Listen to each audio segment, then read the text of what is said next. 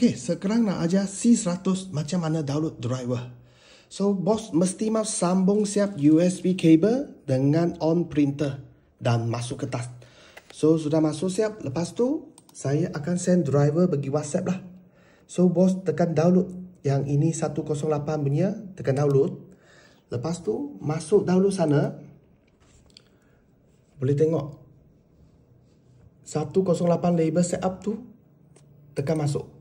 So, sudah tekan masuk, tekan run. Lepas tu, tekan install. So, sini ada tulis install successful, baru successful download. Lepas tekan OK.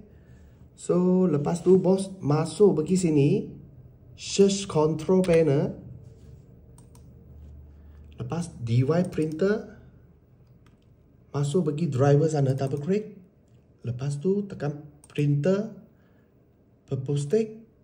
Lepas tu tekan test print. So, sudah tekan test print? Okey, ini macam sudah okey. So, sekarang saya buat satu contoh macam mana print. So, sekarang kita pergi Shopee.